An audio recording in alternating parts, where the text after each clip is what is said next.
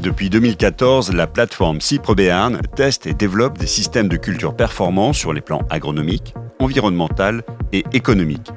Aujourd'hui, focus sur l'implantation des cultures d'été. Pour évoquer les modalités d'implantation des cultures d'été que nous avons testées, à savoir le semi-direct sur couvert mort, le semi-direct sur couvert vivant et le semis à 40 cm d'écartement, retrouvons Patrice Mailleux de la Chambre d'agriculture des Pyrénées-Atlantiques. Commençons par le semi-direct sur couvert mort. Patrice, quels ont été les grands enseignements de la plateforme? Alors, sur la plateforme CypreBéarn, ce maïs implanté sur un couvert mort est globalement bien maîtrisé. Donc le maïs est implanté sur un couvert à base de févrole, facélie et radis chinois qui est détruit au rouleau, donc avant l'implantation de ce maïs. On peut quand même noter que c'est un semis qui se fait sans travail du sol, mais qu'il y a eu en 2021 un décompactage parce que le couvert s'était mal développé et il a fallu donc restructurer le sol.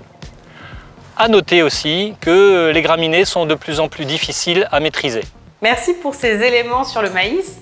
Et qu'en est-il du soja en semi-direct? Le soja en semi-direct est globalement moins bien maîtrisé que le maïs.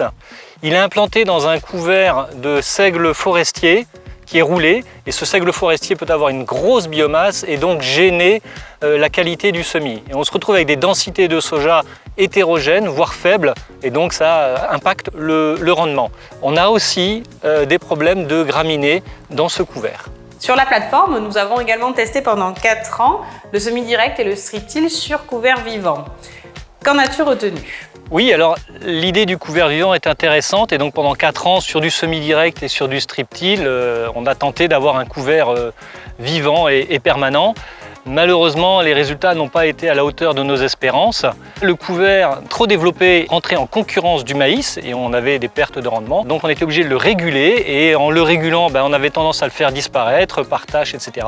Et on se retrouvait donc avec des choses très hétérogènes et difficiles à maîtriser. Au bout de 4 ans, ça a été abandonné. Nous avons également un système où nous implantons le maïs à 40 cm d'écartement. Qu'as-tu observé? Globalement, nos résultats ont montré qu'on peut avoir une augmentation du rendement de ces maïs implantés à 40 cm, quelle que soit la densité de semis, et ce particulièrement les années où c'est des conditions un peu sèches. En revanche, on peut avoir des problèmes de topin sur ces maïs. Merci Patrice.